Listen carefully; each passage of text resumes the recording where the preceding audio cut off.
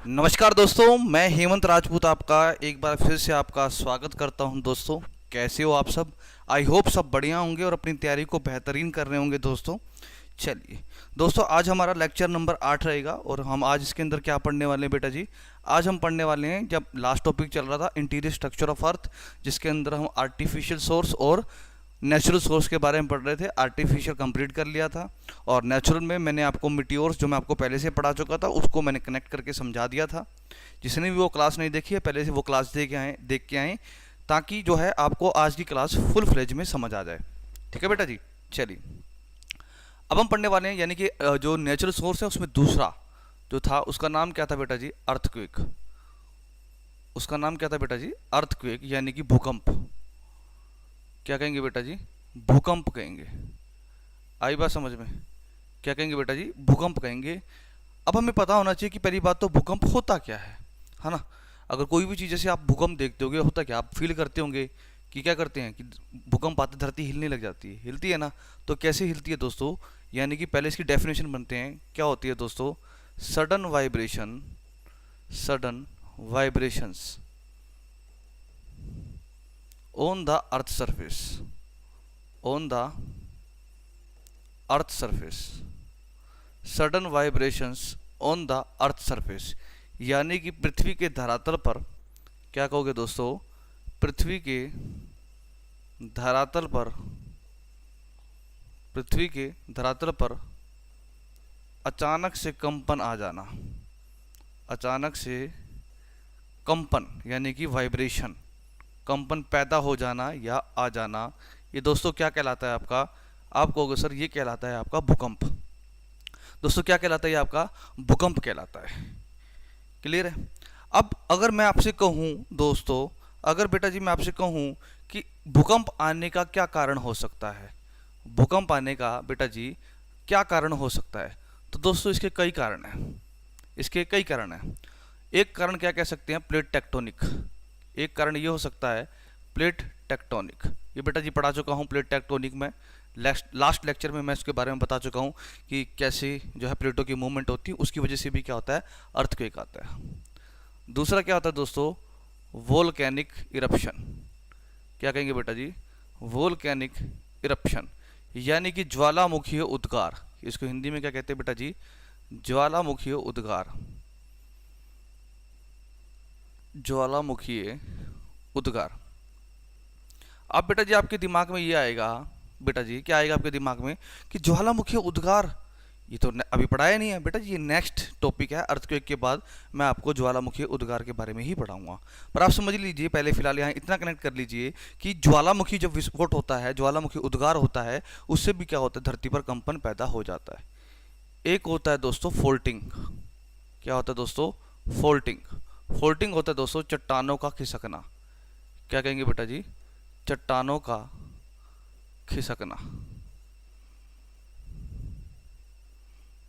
क्या कहते हैं बेटा जी? चट्टानों का खिसकना क्या कहलाता है? फोल्टिंग। जैसे देखते होंगे आमतौर पे हिमाचल प्रदेश, उत्तराखंड में, J&K में अक्सर आपने जो है न्यूज़पेपर में या फिर न्यूज़ चैनलों में ये घटना देखी होगी कि चट्टानें खिसकी, लैंडस्लाइडिंग होगी। उससे भी क्या हो जाता है दोस्तों? उससे भी जो है धरती पर कंपन पैदा हो जाता है। नंबर 4, एक कारण ये भी हो सकता है मैन मेड, यानी कि मानव के द्वारा भी भूकंप लाया जा सकता है। आपको क्या इंसान जो है क्या हल्क होता है? इंसान क्या हल्क है जिससे जो है हल्क जो है जमीन में खींच के मुक्का मारेगा और धरती पर क्या कंपन पैदा होगा? नहीं बेटा जी, ऐसा नहीं है। इंसान की गतिविधियाँ, इंसान की एक्टिविटी ऐसी होती हैं जिसकी वजह से क्या हो जाता है कि भूकंप आ जाता है। अगर जैसे भूकंप आप देखते होंगे, आज की टेक्नोलॉजी भरी दुनिया है। टेक्नोलॉजी की दुनिया में इंसान क्या कर रहा है, मानव क्या कर रहा है? आप देखते होंगे बम, नए नए बम बना रहा है, न्यूक्लियर बम बना रहा है, तो उनकी टेस्टिंग करते हैं। टेस्टिंग धरती के नीचे करते हैं, है ना? तो इससे क्या होगा? ये इतनी ज़बरदस्त वाइब्रेशन ये बम होते हैं या ये जो न्यूक्लियर बम होते हैं, इनकी टेस्टिंग के दौरान जब जो ये टेस्टिंग होती है, इसके तक इतनी खतरनाक वाइब्रेशन जनरेट होती है जिससे भूकंप आने के चांस हो जाते हैं। आई बात समझ में? तो ये सब कारण हो सकते हैं किसके बेटा जी? आपके किसके बेटा जी? आप कहोगे सर जो उसके भूकंप के आने के, इनमें से कोई एक कारण हो सकता है, इनमें से कोई एक कारण हो सकता है। ठीक है, चलिए बात करते हैं। आप डायग्राम के थ्रू समझने की कोशिश करेंगे बेटा जी, डायग्राम के थ्रू हम चीज़ों को समझने की कोशिश करेंगे। देखो ये पृथ्वी है बेटा जी, ये पृथ्वी का 0 किलोमीटर वाला एरिया है। कितने किलोमीटर वाला?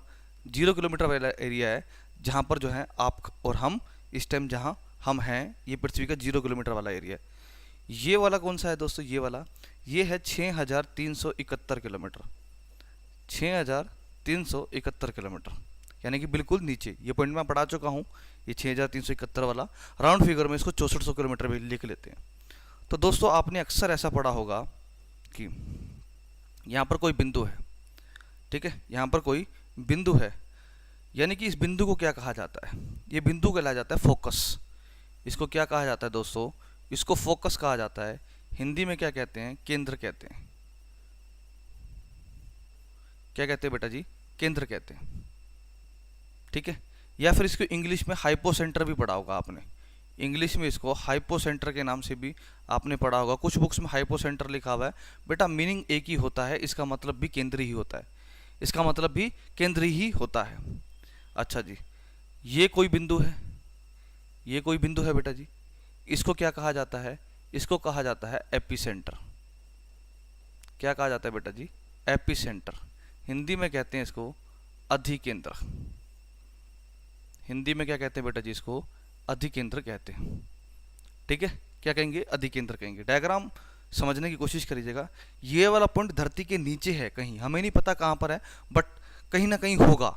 अब इस पॉइंट को ऐसा क्या होगा, इसके बारे में पढ़ेंगे अभी। और ये धरती के ऊपर है, जहाँ पर हम खड़े हैं, ये वो पॉइंट है एपिसेंटर वाला, ठीक है। चलिए, तो दोस्तों अब जो है आप लिखना शुरू कर दीजिए। क्या लिखोगे? पहला point, study of earthquake. Study of earthquake. भूकंप का अध्ययन क्या कहलाता है? भूकंप का अध्ययन क्या कहलाता है दोस्तों? ये कहलाता है सिस्मोलॉजी। क्या कहलाता है दोस्तों? सिस्मोलॉजी कहलाता है।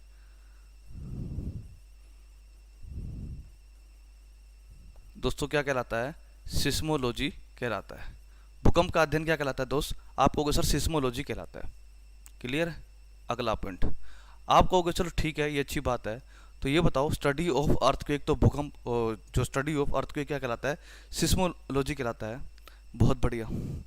अब बात करते हैं इंस्ट्रूमेंट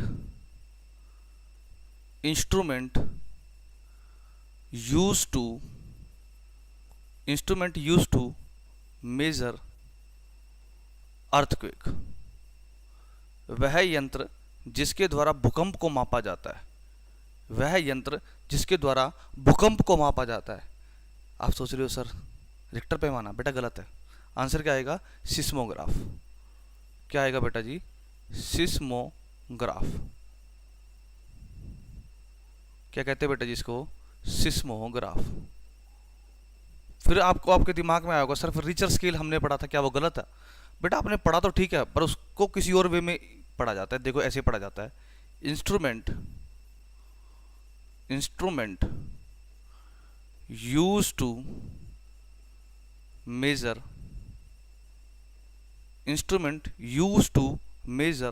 इंटेंसिटी ऑफ अर्थक्वेक।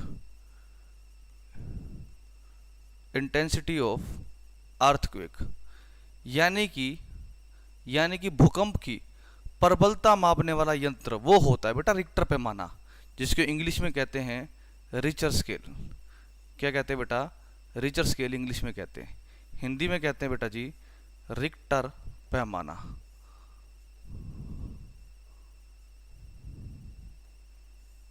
ठीक है, रिक्टर पैमाना। इंटेंसिटी होती है बेटा जी प्रबलता। इंटेंसिटी होती है बेटा जी प्रबलता। भूकंप की प्रबलता को मापने वाला यंत्र होता है बेटा जी आपका रिचर स्केल। ठीक है, भूकंप की प्रबलता मापने वाला यंत्र कौन सा होता है बेटा जी? रिचर स्केल होता है, याद रखिएगा। ठीक है, ये रिक्टर है बेटा जी। आई बात समझ में? चलिए अगला देखिए, पॉइंट एट विच वह बिंदु जहां पर पॉइंट एट विच अर्थक्वेक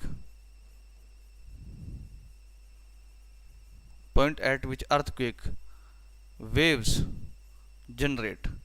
वह बिंदु जहां पर भूकंप की तरंगें उत्पन्न होती हैं, वह बिंदु जहां पर भूकंप की तरंगें उत्पन्न होती हैं उसको कहा जाता है फोकस। क्या कहा जाता है, फोकस कहा जाता है, या फिर इसको हाइपोसेंटर कहा जाता है। फोकस कहा जाता है या फिर हाइपोसेंटर कहा जाता है, यानी कि केंद्र। याद ध्यान आया, ये वाला बिंदु, ये वाला फोकस। धरती के नीचे कोई बिंदु होगा जहां पर भूकंप की तरंगें जहां से उत्पन्न हुई हैं, उस बिंदु को कहते हैं फोकस या फिर हाइपोसेंटर। अगला point, point point eight which point eight which earthquake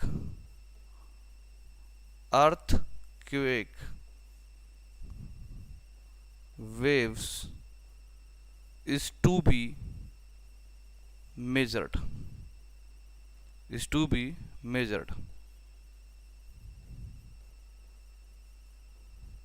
वह बिंदु जहां पर भूकंप की तरंगों को मापा जाता है, उस बिंदु का नाम दोस्तों एपिसेंटर होता है, यानी कि हिंदी में कहते हैं इसको अधिकेंद्र। हिंदी में अधिकेंद्र कहते हैं, इंग्लिश में इसको एपिसेंटर कहते हैं। आई बात समझ में दोस्तों, ये वाला बिंदु एपिसेंटर, ये वाला बिंदु ऊपर वाला, ये हमारे स्थल भाग भूभाग पर होता है, ऊपर की तरफ, जहाँ पर हम भूकंप की तरंगों को महसूस करते हैं।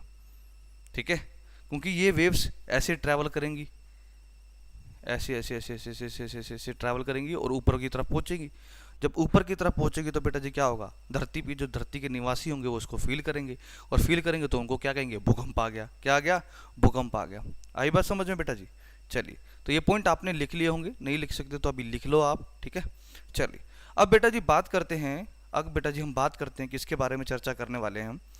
अब हम बेटा जी बात करते हैं टाइप ऑफ वेव्स की। भूकंप की 3 प्रकार की तरंगें होती हैं, टाइप्स ऑफ वेव, तरंगों के प्रकार। बेटा ये 3 प्रकार की होती है। ठीक है, ये 3 प्रकार की होती है। एक होती है दोस्तों प्राइमरी वेव्स, यानी कि प्राथमिक तरंगे। एक होती है दोस्तों प्राइमरी वेव्स। ठीक है, क्या कहते हैं इनको, प्राइमरी वेव्स। इन्हीं को ही क्या कहते हैं, पी वेव्स कहते हैं। इन्हीं को ही क्या कहते हैं दोस्तों, पी वेव्स के नाम से जाना जाता है। हिंदी में क्या कहते हैं दोस्तों इसको, प्राथमिक तरंगे। प्राथमिक तरंगे, क्लियर है। दूसरे टाइप की जो होती है उसका नाम क्या कहते हैं, सेकेंडरी वेव्स। दूसरे तरह की तरंगे होंगी उसको कहेंगे बेटा जी सेकेंडरी वेव्स। इसका दूसरा नाम क्या होता है बेटा जी, आप कहोगे एस वेव्स। इसको एस वेव्स के नाम से भी जाना जाता है, इसको एस वेव्स के नाम से भी जाना जाता है। ठीक है, तीसरी जो होगी आपकी उसको कहा जाता है, 2 नाम है, एक कहते हैं इसको सरफेस वेव्स, 2 क्या बहुत नाम है इसके, सरफेस वेव्स, और इसको लॉन्गिट्यूडनल वेव्स भी कहा जाता है।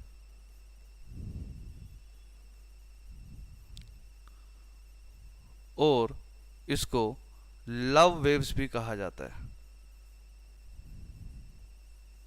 ठीक है, सरफेस वेव्स का मतलब क्या होता है बेटा जी, धरातलीय तरंगे।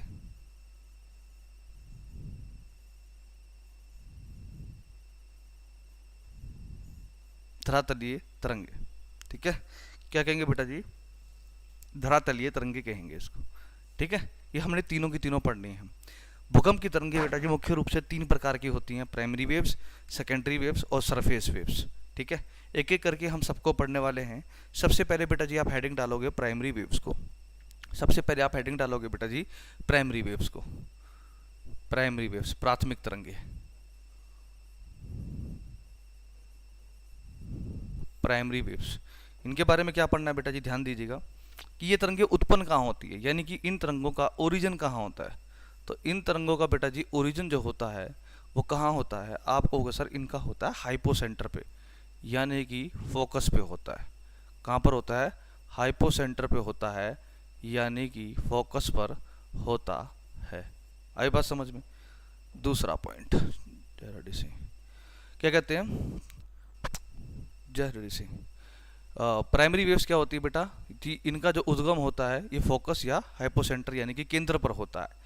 अच्छा जी, इनका मीडियम क्या होता है फिर, यानी कि कौन से माध्यम में ये ट्रैवल करती हैं। तो बेटा ये तीनों माध्यम में ट्रैवल करती हैं। कितने माध्यम में, ये तीनों माध्यम में। माध्यम सिर्फ 3 ही होते हैं, एक होता है सॉलिड मीडियम यानी कि ठोस दूसरा क्या होता है, लिक्विड होता है, और फिर कौन सा होता है, गैस होता है। यानी कि सॉलिड, लिक्विड और गैस ये तीनों माध्यम में ट्रैवल करती हैं। आई बात समझ में। फिर आता है आपका स्पीड। फिर क्या आता है बेटा जी आपका स्पीड, यानी कि कितनी स्पीड होती है इस वेव्स की। बेटा इस वेव की स्पीड होती है 9 किलोमीटर प्रति सेकंड। यानी कि एक सेकंड में ये 9 किलोमीटर की डिस्टेंस ट्रैवल कर लेते हैं। एक सेकंड में 9 किलोमीटर की डिस्टेंस क्या कर लेते हैं, ट्रैवल कर लेते हैं। I hope you get my point. Fantastic. आई बात समझ में। अगर आपको ये बात समझ आ गई है तो बहुत बढ़िया, ये बात समझ आ गई है तो बहुत बढ़िया। उसके बाद हेडिंग डाल लो आप बेटा जी, सेकेंडरी वेव्स। कौन सी वेव्स बेटा जी, आप कहोगे सर सेकेंडरी वेव्स।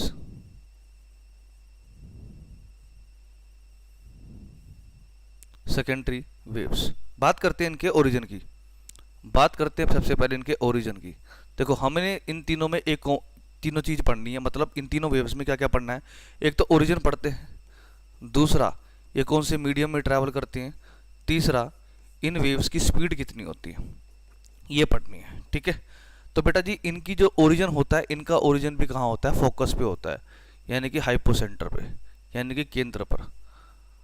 ये बात समझ आई आपको कि सर बिल्कुल समझ आई। मीडियम क्या होता है इनका, इनका सिर्फ सॉलिड मीडियम होता है। क्या होता है, सॉलिड मीडियम, यानी ठोस में ट्रैवल कर सकती है। आई बात समझ में, क्लियर है। अच्छा जी, इनका मीडियम स्पीड क्या होगी, इनकी स्पीड होती है दोस्तों 4.5 किलोमीटर पर सेकंड। और बेटा जी एक बात बताऊं, ये एवरेज स्पीड होती है, कभी आप इसको एक्यूरेट मान लो कि 4.5 ही होगी, क्या 4.5 से भी कम भी हो सकती है, थोड़ी सी 4 के आसपास, 4 और 5 के बीच में होती है।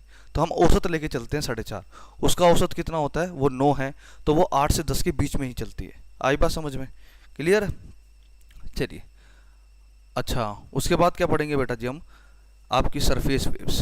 क्या पढ़ेंगे बेटा जी हम, सरफेस वेव्स, धरातलीय तरंगे, जिसको लव वेव्स भी कहा जाता है, जिसको एल वेव्स भी कहा जाता है, जिसको लॉन्गिट्यूडनल वेव्स भी कहा जाता है। सरफेस वेव्स या फिर लव वेव्स या फिर एल वेव्स या फिर लॉन्गिट्यूडनल वेव्स, ये चारों नाम मैं आपको लिखवा चुका हूँ। ठीक है, यहाँ लिखवाए होंगे, ये देखो। इसको एल वेव्स भी कहा जाता है, याद रखना, इसको और करके और लिख लो, इसको एल वेव्स के नाम से भी जाना जाता है। ठीक है, surface waves, longitudinal waves, love waves या फिर एल वेव्स। लव वेव इसलिए कहा जाता है क्योंकि लव नाम के साइंटिस्ट ने ही इसको सबसे पहले बताया था, तो उसी के नाम पर ही जो है ये लव नाम रखा गया है। आई बात समझ में। ठीक है, चलिए बात करते हैं ओरिजिन की, बात करते हैं ओरिजिन की। फिर किसकी करेंगे, मीडियम की।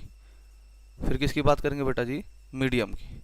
फिर किसकी बात करेंगे, स्पीड की बात करेंगे। फिर बेटा जी स्पीड की बात हम करेंगे। ठीक है, बात करते हैं बेटा जी किसकी, ओरिजिन। ओरिजिन होता है बेटा जी इसका एपिसेंटर पे। कहाँ पर, एपिसेंटर पे इनका ओरिजिन होता है। मीडियम होता है इनका सॉलिड और लिक्विड, यानी कि दो माध्यम में ट्रैवल कर सकती है, किस एक तो ठोस में और दूसरा द्रव में। ठीक है, गैस में ट्रैवल नहीं करती। इसकी औसत स्पीड कितनी होती है, 3 किलोमीटर प्रति सेकंड। 3 किलोमीटर प्रति सेकंड इनकी क्या होती है, स्पीड होती है। 3 किलोमीटर प्रति सेकंड क्या होती है बेटा जी, इनकी स्पीड होती है। ठीक है, आई बात समझ में। आई hope you get my point. तो बेटा जी यहाँ से एक क्वेश्चन पूछा जाता है, यहाँ से एक क्वेश्चन पूछा जाता है। एक क्वेश्चन क्या पूछा जाता है कि which type of waves are most dangerous. Question क्या होता है बेटा जी, ध्यान सुनिएगा। Which type of waves are most dangerous, यानी कि भूकंप की कौन सी तरंगे सबसे ज़्यादा खतरनाक होती है। भूकंप की कौन सी तरंगे सबसे ज़्यादा खतरनाक होती हैं। तो बेटा जी आप बताओ कौन सी होगी, मन के अंदर सोचो। मैं आपको 10 से 15 सेकंड का समय देता हूँ, आप सोचो कौन सी होगी। प्राइमरी होगी या सेकेंडरी होगी या सरफेस होगी। थोड़ा सा दिमाग लगाओगे बेटा, ज़्यादा नहीं, बैल बुद्धि का भी प्रयोग करोगे तो भी आंसर ठीक बता दोगे। एक बात बताओ, किसी ने कहा सबसे ज़्यादा खतरनाक है, इंसान ही बोलता है कि ये खतरनाक है। तो इंसान कहाँ रहता है, इंसान धरती पर रहता है जहाँ पेड़ पौधे हैं। यहाँ तो मेरे जैसे इंसान रहते हैं, आप जैसे इंसान रहते हैं। तो एक बात बताओ, कौन सी वेव्स का ओरिजिन सरफेस पे होता है, एपिसेंटर पे होता है। तो बेटा जी कौन सी होगी, एल वेव्स होगी, यानी लव वेव्स होगी। लॉन्गिट्यूडनल वेव्स या सरफेस वेव्स ये सबसे ज़्यादा क्या होती हैं, खतरनाक होती है, क्योंकि धरातल पर सबसे ज़्यादा क्षति पहुंचाने का काम कौन सी वेव करती है, ये वेव करती है। आई बात समझ में?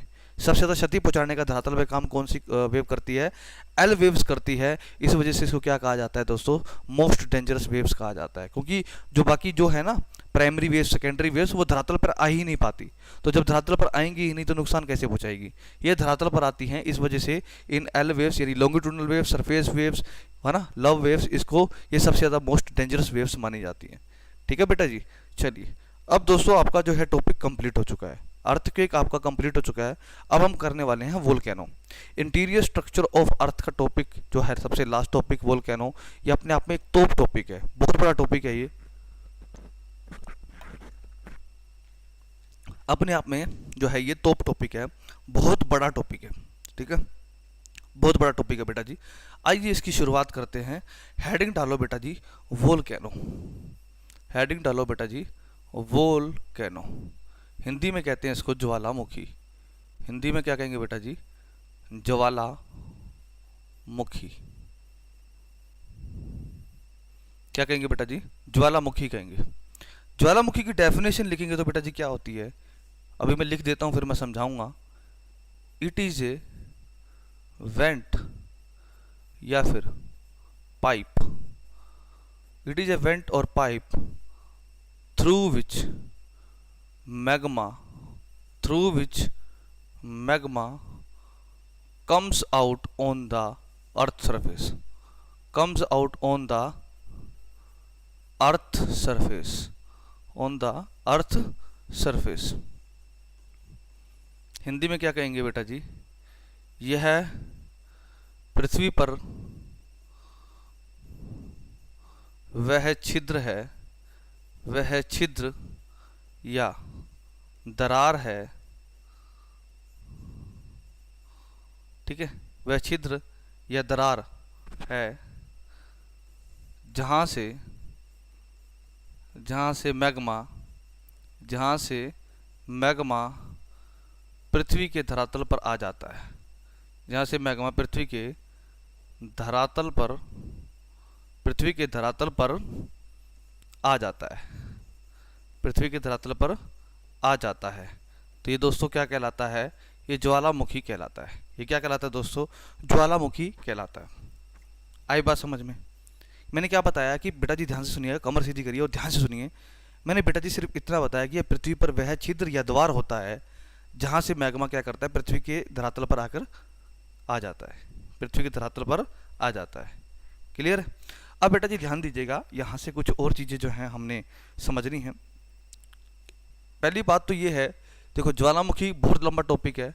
सबसे पहले समझते हैं इसका रीज़न क्या है, कारण क्या है, इसका कारण क्या है ज्वालामुखी आने का कारण। ज्वालामुखी आने का जो कारण है ना दोस्तों, वो क्या माना जाता है, प्लेट टेक्टोनिज्म।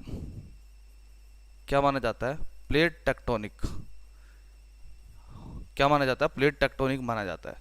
आई बात समझ में? क्या माना जाता है, प्लेट टेक्टोनिक माना जाता है।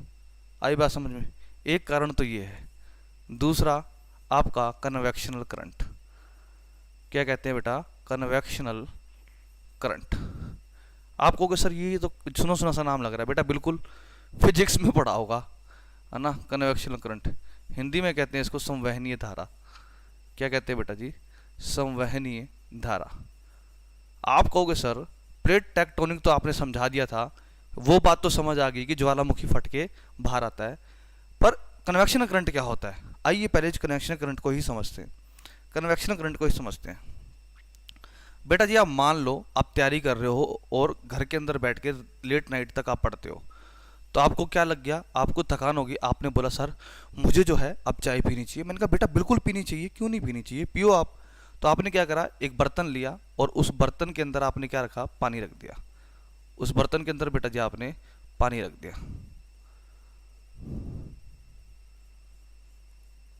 ध्यान से समझना बेटा, प्योर फिजिक्स लगेगी, ये साइंस है सारी, क्योंकि यहाँ लगेगी साइंस, इसलिए साइंस की फॉर्म में समझा रहा हूँ। अब बेटा ये अपने आप तो चाय बनेगी नहीं, आप कहोगे सर बिल्कुल। आपने नीचे क्या लगा दिया, एक बर्नर लगा दिया, है ना। क्या लगा दिया बेटा जी, एक बर्नर लगा दिया। यानी कि आपने गैस स्टोव, गैस हो गया, चूल्हा हो गया, उसके ऊपर आपने क्या लगा दिया, ये आग लग गई। अब बेटा जी पता क्या होता है, एक बात बताओ, जैसे ही जब आपने बर्तन के अंदर पानी रखा था, तो बर्तन के अंदर बेटा जी पानी रखा था जब, तो बर्तन के अंदर पानी रखने पर पहले बर्तन के जो अंदर पानी का टेम्परेचर एक जैसा था, तो नीचे से आग लगी तो सबसे पहले पानी नीचे से गर्म होना शुरू करेगा या ऊपर से करेगा? कॉमन सेंस लगाओ, नीचे से करेगा। क्या से करेगा? नीचे से करेगा। ठीक है, तो पानी की नीचे वाली लेयर जो होती है ये सबसे पहले क्या होगी? गर्म होगी। पानी की जो नीचे वाली लेयर होगी ये सबसे पहले क्या होगी? गर्म होगी। आई बात समझ में? क्लियर है? पानी जो होगा वो नीचे वाली लेयर जो होगी उसकी सबसे पहले क्या होगी? गर्म होगी। क्लियर है? इतनी बात आपको समझ आई? अगर ये बात आपको समझ आ गई है तो बहुत बढ़िया।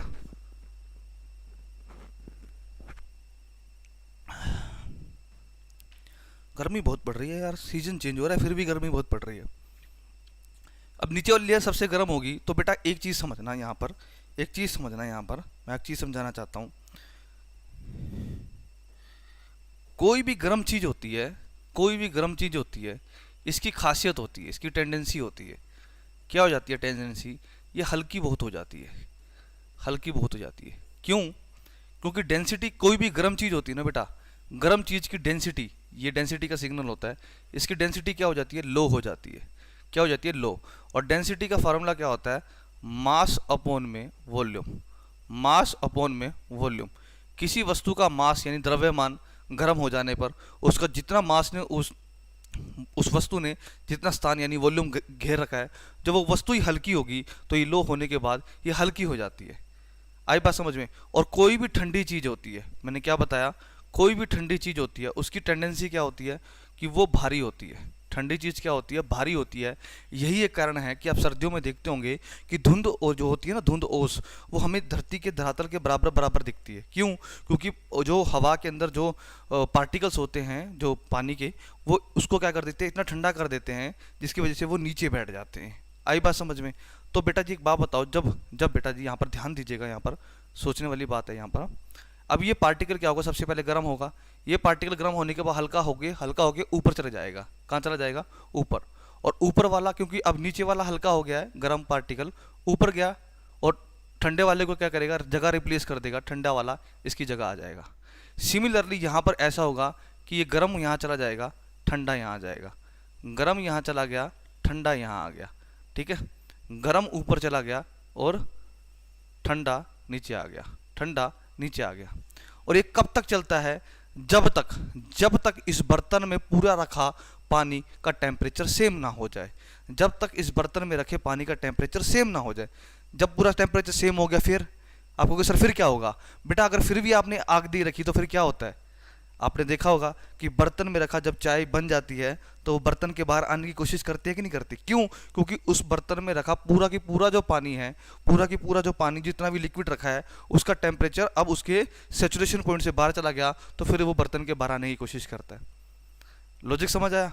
तो बेटा जो ये फिनोमिना होता है ना कि गर्म होके ऊपर जाना, ठंडी को नीचे भेजना, गर्म होके ऊपर जाना, ठंडी को नीचे भेजना, इसी को ही कहते हैं बेटा कन्वेक्शनल करंट। इसी को ही क्या कहते हैं दोस्तों? Convectional current. इसी को क्या कहते हैं दोस्तों? कन्वेक्शनल करंट कहते हैं, संवहनीय धारा कहते हैं। आई होप आपको ये सारी बातें जो है हर एक बच्चे को क्लियर समझ आ गई होगी। हर एक बच्चे को ये बात क्लियर तरीके से समझ आ गई होगी। क्लियर है? चलिए, अगर आपको ये बात समझ आ गई है, अब इसको अगर नहीं, किसी बच्चे को नहीं भी आई होगी तो कोई बात नहीं, मैं आपको एक और एग्जांपल देता हूँ।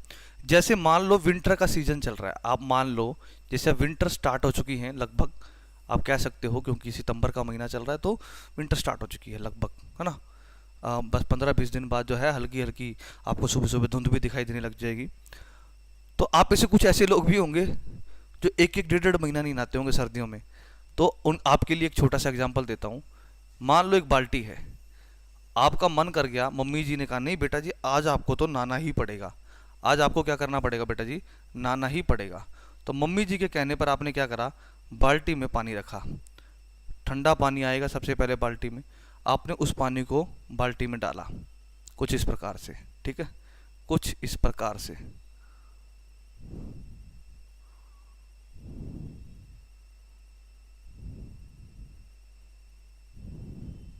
आई बात समझ में? ये बाल्टी होगी।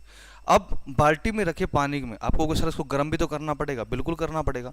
आपने बाल्टी में लगा दी राड, क्या लगा दी, इलेक्ट्रिक रोड लगा दी।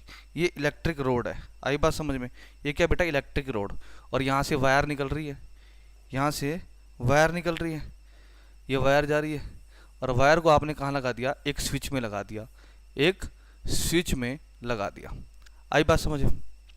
अब ये राड सबसे पहले क्या करती है, ध्यान दीजिएगा, सोचने वाला विषय यहाँ पर ये है।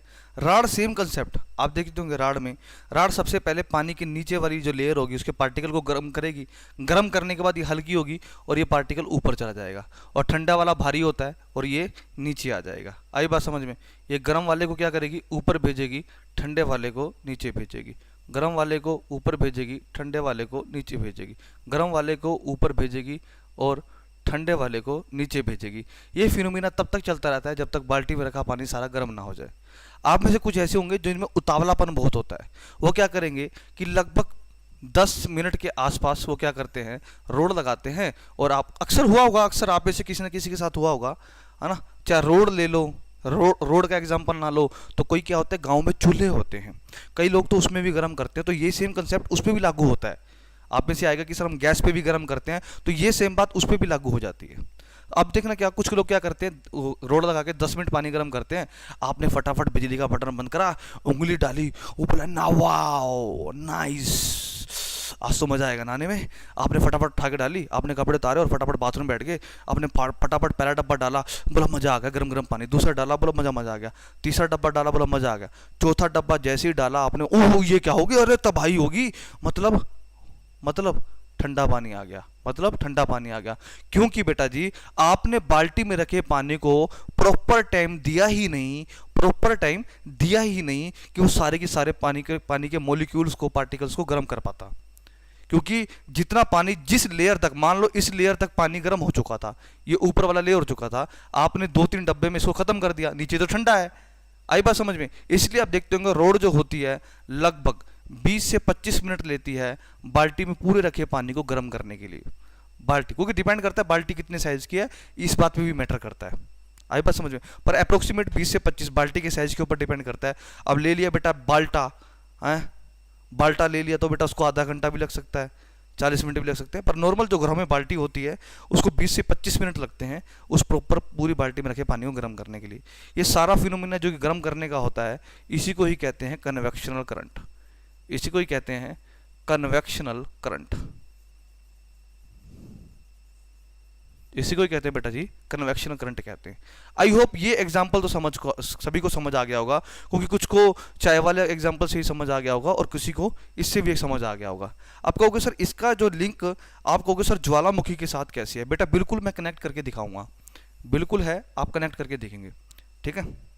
देखो ये धरती है, धरती के नीचे क्या होता है बेटा जी, मैग्मा होता है। मैंने आपको ये बात बताई थी कि धरती के नीचे क्या होते हैं, हाई टेम्परेचर होने के कारण क्या होता है, जो चीज़ें होती हैं वो लिक्विड स्टेट में आ जाती हैं।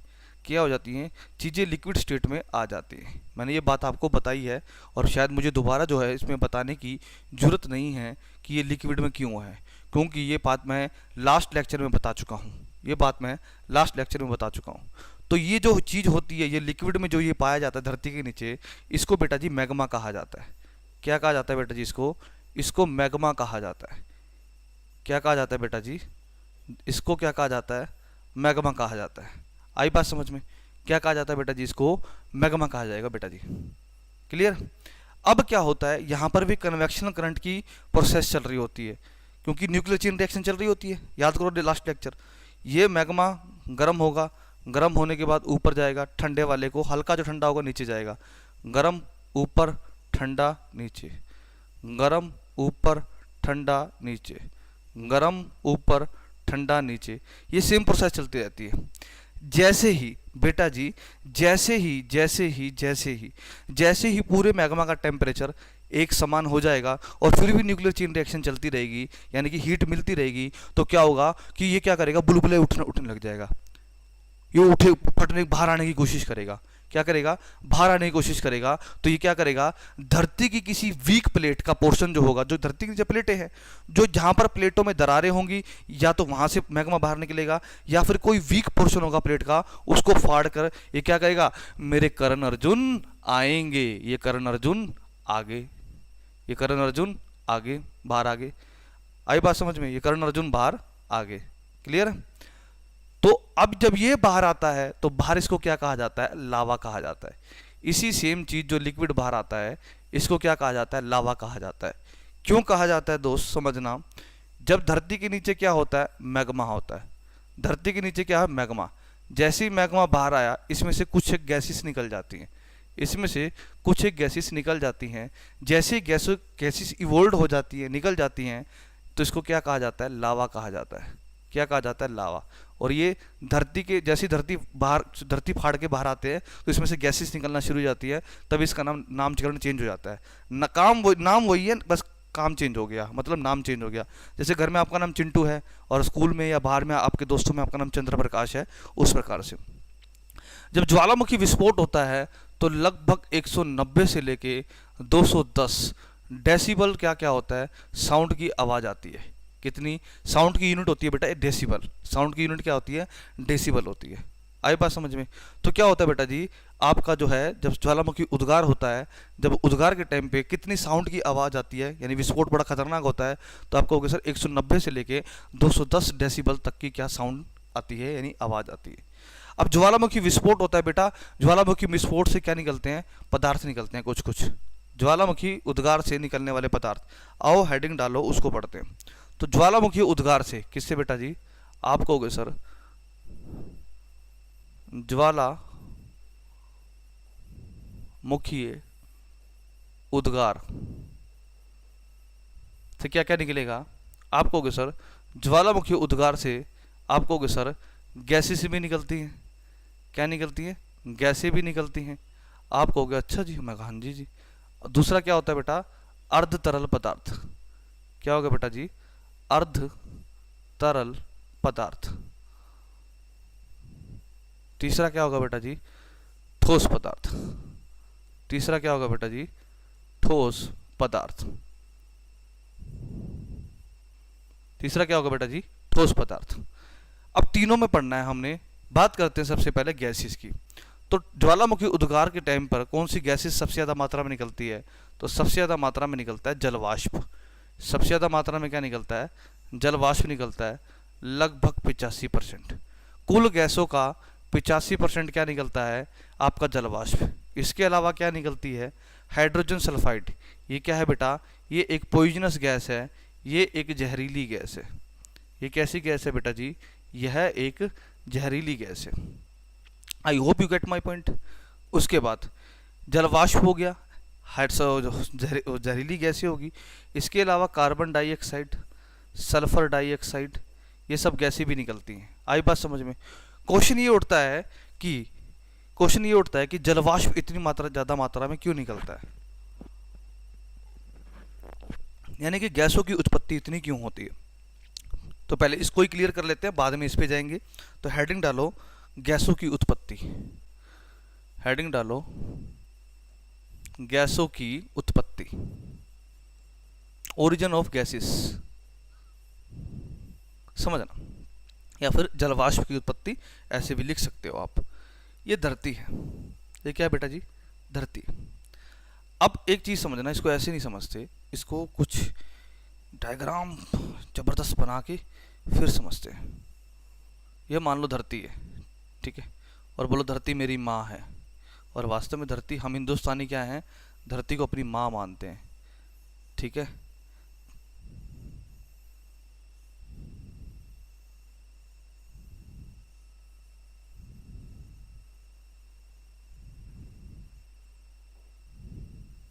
देखो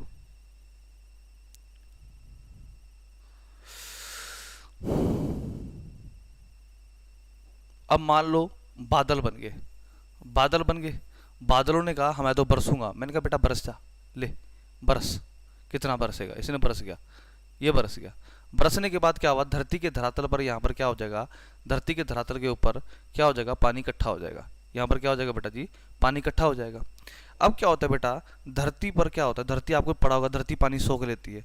तो धरती में छोटे छोटे छिद्र होते हैं। धरती में क्या होते हैं, छोटे छोटे छिद्र होते हैं। धरती में क्या होते हैं बेटा जी, छोटे छोटे छोटे छोटे छोटे छोटे छोटे छोटे छोटे छोटे छोटे छोटे छोटे छोटे छिद्र होते हैं। अब इन छिद्रों के थ्रू ये पानी जो होता है ये धरती के नीचे जाता है। और धरती के नीचे तो आपको पता है क्या है, धरती के नीचे क्या है बेटा जी, धरती के नीचे मैग्मा है। धरती के नीचे क्या है बेटा जी, मैग्मा है। ये बात मैं आपको पढ़ा चुका हूँ।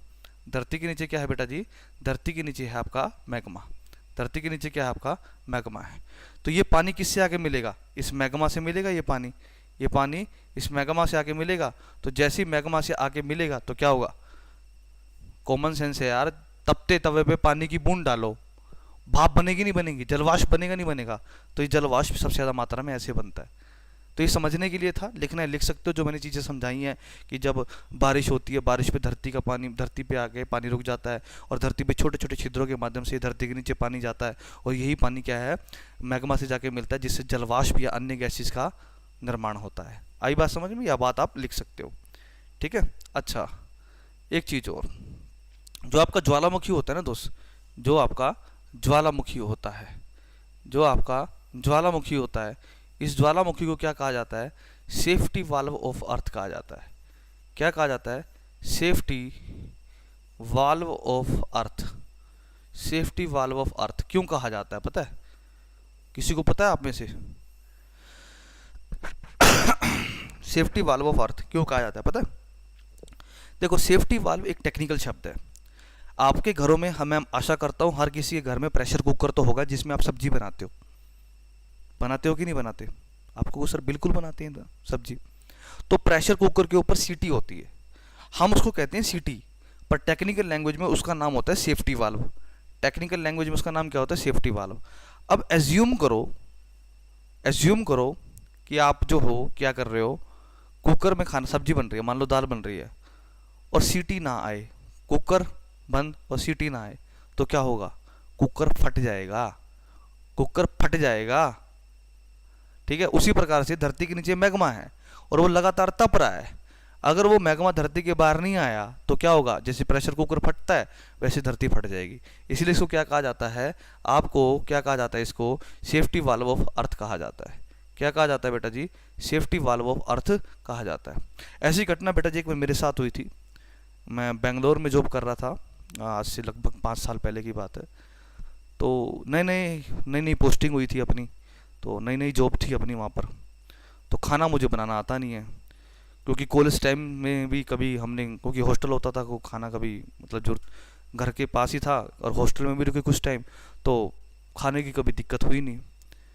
तो ग्रेजुएशन के 2 साल बीत चुके थे, तो 2 साल क्यों, मतलब सॉरी 2 साल कह रहा हूँ, 2 महीने, ग्रेजुएशन के 2 महीने बीत चुके थे। उसके बाद जो है हमने थोड़ी बहुत तैयारी करने के बाद लगभग 1 साल बाद अपना जो है सिलेक्शन लेके अपन तो निकल गए। अपनी बेंगलोर ड्यूटी आई थी, तो वहाँ पर मैंने क्या लिया, एक फ्लैट लिया, क्योंकि ठीक ठाक सी सैलरी होती थी, आपको पता ही है ना। तो अपने ले लिया फ्लैट, मैंने ले लिया वहाँ पर 2 BHK का फ्लैट। एक में तो बढ़िया सोफ़ा वोफ़ा लगा दिया, बढ़िया टीवी साउंड सिस्टम है ना, होम थिएटर टाइप में बढ़िया, ताकि जो है बोरियत फील ना हो। क्योंकि साउथ इंडिया में सबसे बड़ा इशू है लैंग्वेज इशू। आप दुकानदार के साथ भी हालचाल नहीं बांट सकते, क्योंकि उसकी स्टेपल लैंग्वेज कन्नड़ा थी। वो कन्नड़ा में बात करता था, मैं हिंदी में करता था। और फिर कहे थे इंग्लिश तो अपनी ठीक ठाक थी, तो दुकानदार को कहा इंग्लिश आती है भैया, क्या हाल बांट लोगे। तो ऐसे ही फिर मैंने थोड़ा बहुत एक एक करके रसोई का सामान लेके आया। कुछ दिन तक तो मैंने 2-2.5 महीने के आसपास तो मैंने भी पहले बाहर खाना खाया, पर बाहर का खाना खाने से पेट का जो डाइजेस्टिव सिस्टम था वो ख़राब हो गया। फिर मैंने डिसाइड करा कि यार मेरे को ना जो है अब खुद ट्राई करना चाहिए। तो मैंने YouTube से देखकर खाना बनाना सीखा, और सबसे पहले मैंने जो ट्राई किया जो बनाने का, वो चावल बनाने की कोशिश की थी। तो संडे का दिन था, छुट्टी थी, तो मैंने क्या करा कि चलो चावल ट्राई करते हैं। YouTube पे देखा कि एक इंसान के लिए चावल बनाना चाहिए कितना, तो उसने लिखा 1 गिलास चावल ले लो, ऐसा इतने गिलास पानी डालना, वैसे को ले लिया। अब जो मैं कुकर लाया था ना, वो कुकर लो क्वालिटी का था। यकीन मानो मेरे को उस टाइम वो कुकर 180 रुपये का मिला था, और मुझे पता नहीं था कि ये सस्ता है कि महंगा है, क्योंकि मैंने आज तक कभी रसोई का सामान लिया ही नहीं है। मैंने सोचा इतने का ही होगा, 180 रुपये का कुकर आता है, ठीक ठीक है। वो तो बाद में पता लगा जब मैंने मम्मी को बताई घटना ये वाली, सुनना मेरे ध्यान से। मैं कुकर लेने गया तो उसने कन्नड़ा में कहा होगा कि सस्ता महंगा क्वालिटी कैसा। उसने जो दिखाया मैंने कहा दे दे। अब मुझे क्या पता था कि भैया ये लो क्वालिटी का है। मैं तो उसको धो धा के पहले बढ़िया उसमें कुकर को भी बढ़िया धो दिया, चावल धो धा के बढ़िया डाल दिए। यकीन मानो मैं तो अपना चला के कुकर, उसने तो कहा था कि भाई जो चावल होते हैं 2 से 3 सीटी देनी होती है, उसमें चावल पक जाते हैं। और ये प्रोसेस होती है लगभग 15 से 20 मिनट की। उसने बोला 15 से 20 मिनट लगेंगे, आपके चावल रेडी हो जाएंगे, यूट्यूब के अकॉर्डिंग जो मैंने देखा। अब भैया अपने को हो गया लगभग आधा घंटा और मैंने कुछ नहीं करा। मैं तो चला के और मैं अपने एक ना बीम होते हैं, बीन्स कहते हैं, बीन्स। उसमें क्या होते हैं ना, सोफे टाइप का होता है, उसमें दाने दाने होते हैं, उस पर बैठ जाओ तो वो किसी शेप में ढल जाता है। तो मैं उस पर बैठ के ऐसे एसी चला के और मैं आराम से ना होम थिएटर में ना गाने सुन रहा, पंजाबी गाने, और ऐसे देख रहा बढ़िया आराम से। और गानों में इतना मंत्र मुग्ध हो गया कि मुझे पता ही नहीं चला कि कब आधा घंटा बीत गया। आधे घंटे बाद पटाख सी आवाज़ आती है और देखता हूँ कि रसोई की छत पे चावल चिपके पड़े हैं, दीवारों पे चावल चिपके पड़े हैं। फिर मैंने कहा चलो चावल तो पक गए हैं, टेस्ट ही कर लेते हैं। तो ऐसे ही टेस्ट करा हल्का सा, तो चावल ठीक ठाक से थे। ये घटना जब मैंने मम्मी को बताई तो मम्मी बोली मूर्ख तूने जो है कुकर का रबड़ ठीक नहीं लगाया होगा। मैंने कहा मम्मी ठीक ही लगा था। बोली कुकर कितने का लिया था? मम्मी ने पूछा। मैंने कहा मम्मी 180 रुपये का। बोला 180 रुपये का कुकर आता है? मैं कहा मम्मी कितने का आता है? बोला ठीक ठाक क्वालिटी का कुकर लेता तो कम से कम 400 रुपये का।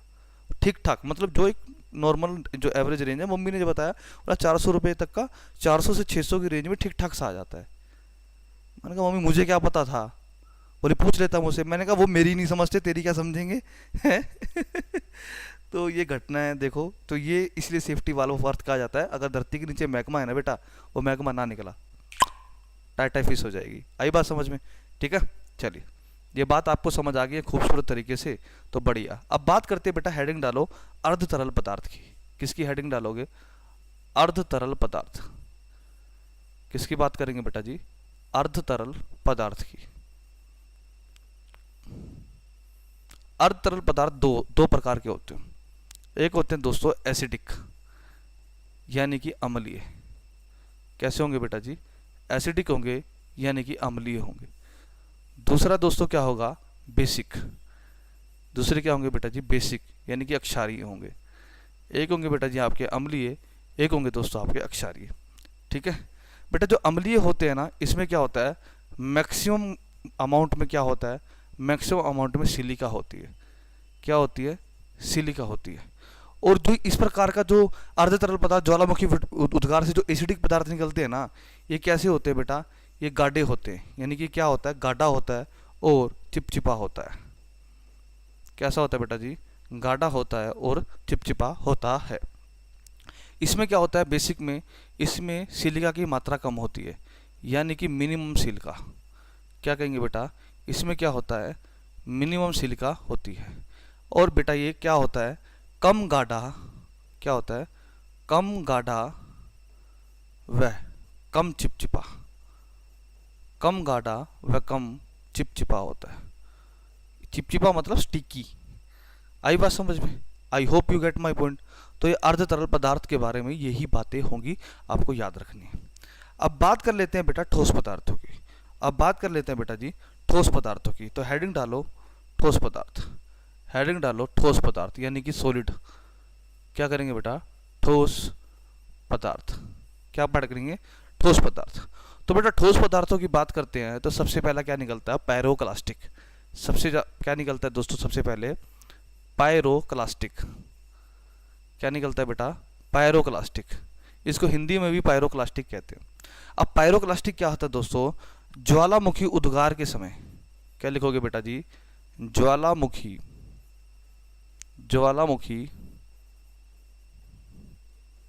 उद्गार के शुरुआत में निकलने वाले चट्टानी टुकड़े।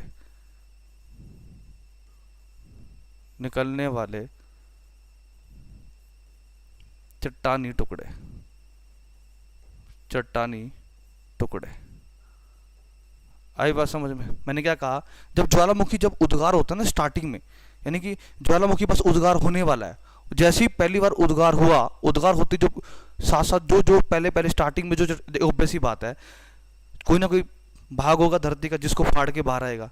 तो जिस टाइम पे वो स्टार्टिंग में जो एलिमेंट निकलते हैं, चट्टानें निकलती हैं, छोटे छोटे टुकड़े होते हैं, उसको पायरोक्लास्टिक कहा जाता है। क्या कहा जाता है? पायरोक्लास्टिक कहा जाता है। आई बात समझ में? ठीक है। दूसरा क्या लिखोगे आप? दूसरा लिखोगे प्यूमाइस। क्या लिखोगे? प्यूमाइस। प्यूमिस भी कहा जाता है इसको, प्यूमाइस। प्यूमाइस क्या होता है बेटा जी? कि अत्यंत कम घनत्व वाले चट्टानी टुकड़े। आप क्या कर लिखोगे? अत्यंत कम घनत्व वाले, अत्यंत कम घनत्व वाले चट्टानी टुकड़े।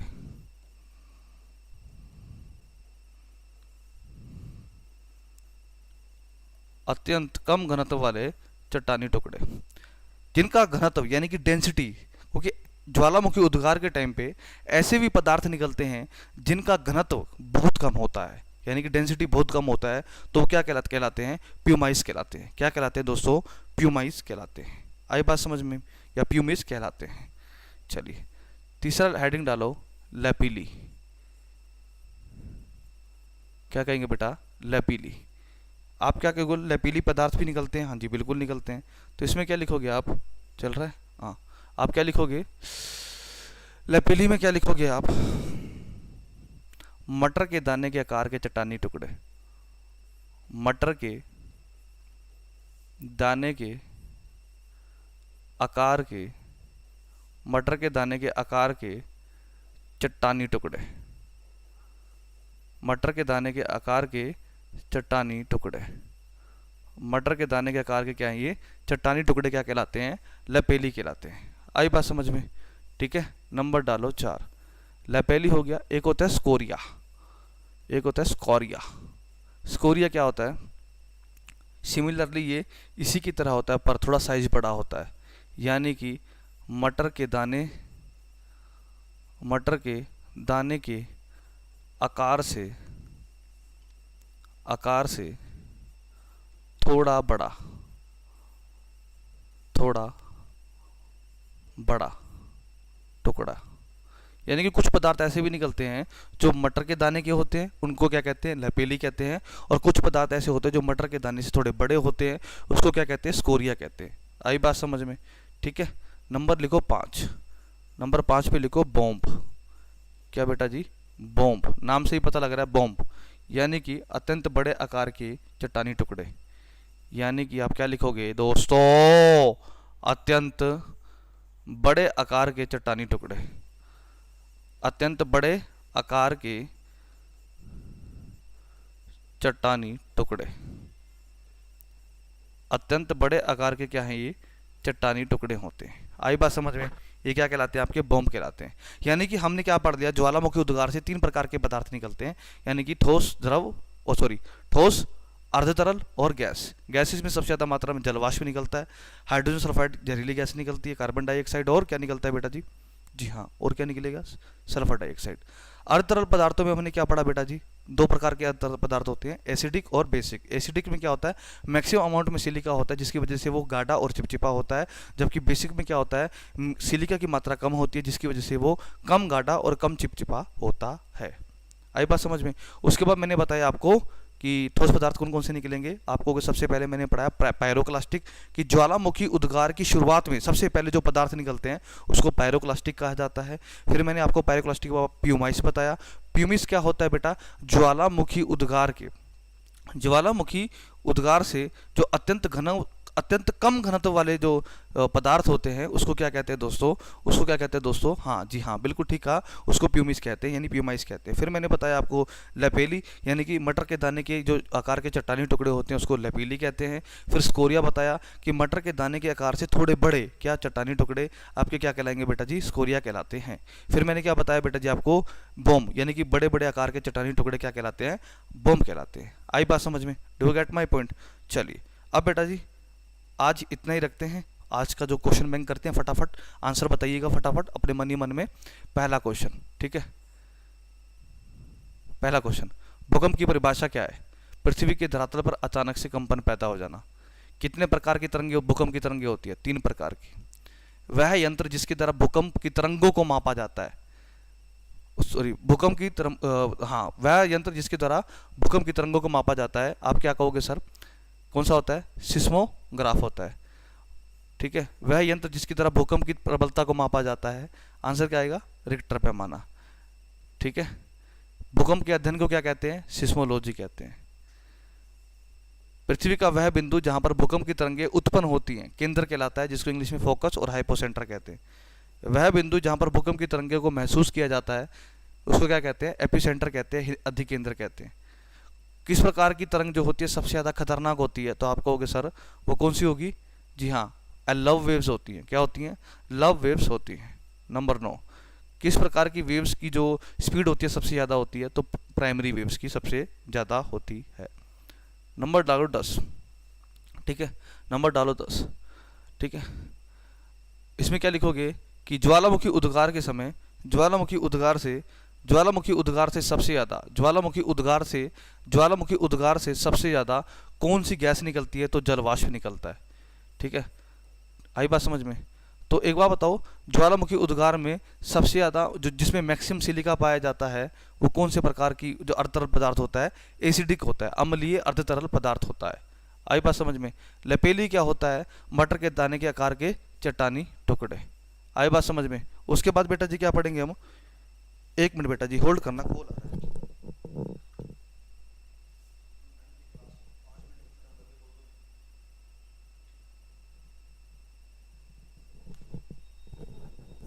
ठीक है, अर्जेंट कॉल था बेटा जी, घर से था।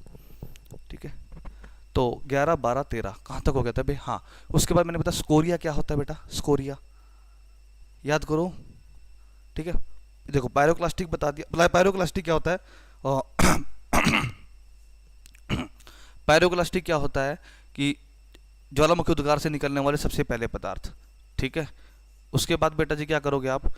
उसके बाद प्यूमिस बता दिया, अत्यंत कम घनत्व वाले चट्टानी पदार्थ। और कोई क्वेश्चन बनता है यहाँ से? स्कोरिया रहता था, स्कोरिया यानी कि मटर के दाने से थोड़े बड़े चट्टानी टुकड़े। आई बात समझ में? ठीक है, चल आज इतने ही 14-15 क्वेश्चन बने हैं और लगभग लगता है आई थिंक सबके ही ठीक पाए होंगे, क्योंकि इतना आज कोई टफ टास्क था नहीं। तो अगला टॉपिक जो है अभी अभी ज्वालामुखी बेटा जी हमारा ख़त्म नहीं हुआ है। ज्वालामुखी जो है हमारा टॉपिक ख़त्म नहीं हुआ है, बाकी करते हैं नेक्स्ट लेक्चर में। ठीक है, तो आई होप आपको सेशन पसंद आया होगा। ठीक है, किसी प्रकार का कोई डाउट हो तो मेरे फेसबुक पे मुझसे पूछ सकते हो। ठीक है, या फिर आप जो है मुझसे टेलीग्राम चैनल पे भी मुझसे कनेक्ट कर सकते हो। मेरा टेलीग्राम चैनल आपको पता ही है, geography by Hemant Rajput sir. Geography by Hemant Rajput sir. Rajput की स्पेलिंग बेटा जी ये होगी। ठीक है, ये स्पेलिंग है राजपूत की, पी के बाद डबल ओ मत डालना, PUT है। ठीक है, geography by Hemant Rajput sir. Clear है? आई होप आज का सेशन आपको ठीक ठाक सा लगा होगा और आपने सेशन का एंजॉय भी किया होगा। ठीक है, और अपनी तैयारी को बेहतरीन रखिए और जल्दी से सिलेक्शन ले लीजिए। अपने माता पिता का सपना साकार कीजिए और अपने ज़िंदगी को एक नई उड़ान दीजिए। ठीक है, और जब कभी भी आपकी सरकारी नौकरी लग जाए दोस्तों, एक बार फेसबुक पे मुझे मैसेज छोड़ देना कि sir I am your student and I am got selected फला फला डिपार्टमेंट, या जिस भी जॉब में आप लगे हो। क्योंकि हमें भी बहुत अत्यंत खुशी होती है कि जब हमारे द्वारा पढ़ाया हुआ स्टूडेंट सिलेक्शन ले लेता है। ठीक है दोस्तों, थैंक यू सो मच। जय हिंद।